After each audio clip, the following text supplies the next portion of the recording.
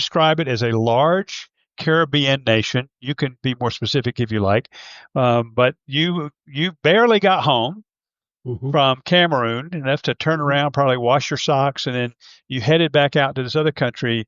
And it's a country that most people don't know much about. Number one, at least America, U.S. citizens don't know much about.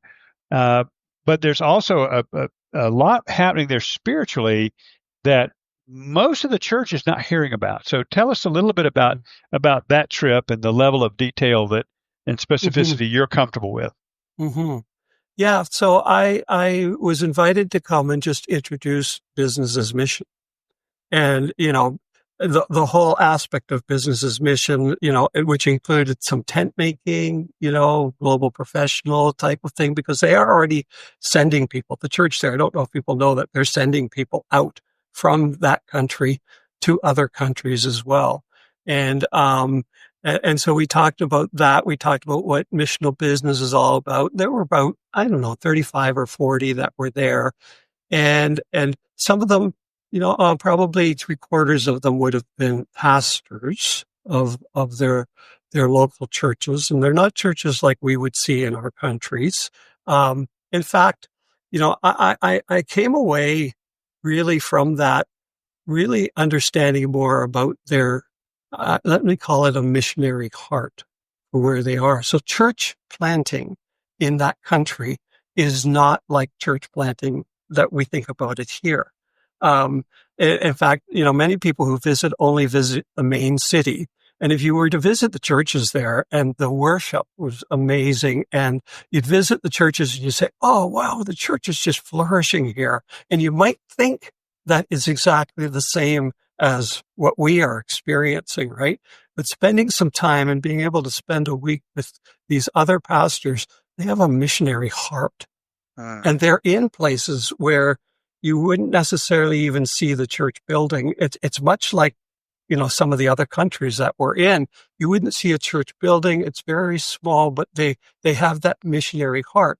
And so I met a couple of people there who business is just something they have to do.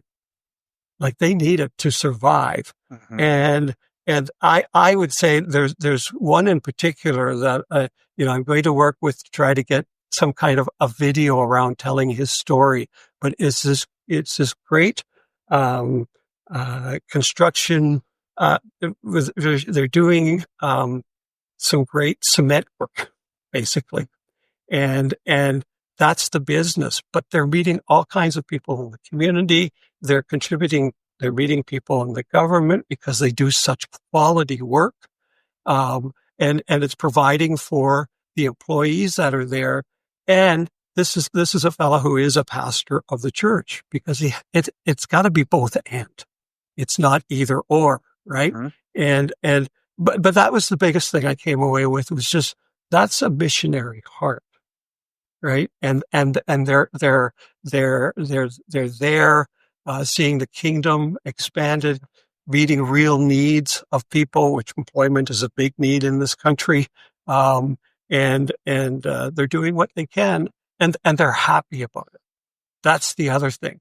When we talk about going to hard places and doing hard places, they'll even say, well, but we know hard because they live it, Yeah. right? But they're still sending people out, both in their own country and out to other neighboring countries. And they have a heart to go where the gospel is not yet. And they can see doing that through business because Yeah. we know how to do business. Right? But It's a really interesting thing. how beautiful it is to see because the history of the golden age of missions, which I think we're not only coming out of it, I think it's actually in our rearview mirror. We just don't want to admit it yet. Mm, But the golden age was historically very much a west to the rest, Canada, U.S., England, a little bit of Australia, a few other countries, but it was mainly, frankly, it was a kind of a white to the rest kind of a thing historically, geographically, and that's gone. And when you start hearing about that, and then that model has to be discarded because it doesn't fit anywhere else.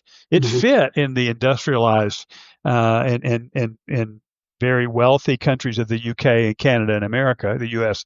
And so you look at this, you say, all right, so God is raising up a different people, a different model, but it's still about the world. It's a different way to get there.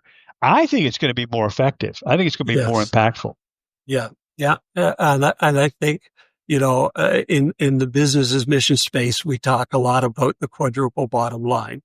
And as long as we stay true to that, right? That quadruple bottom line, I don't know, there may be some new listeners as well, like it is about profit, right? It is about people. So the social side of things, it is about creation and the environment, and it is about the spiritual impact that comes with all of that and the opportunity to share our faith, to share what we believe, to introduce them to Jesus when they ask us. Mm-hmm. Right. And they will ask because they'll see a different way through our lives. Exactly.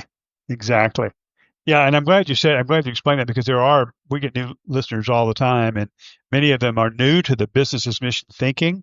They're not even sure what business's mission is, which I would say to anybody that is thinking that, it's like, well, good. We're not sure what it is either. We're just trying to follow God and what he seems to be doing in the world. But it does come back, as Aubrey said, we talk about the fourfold bottom line or quadruple bottom line.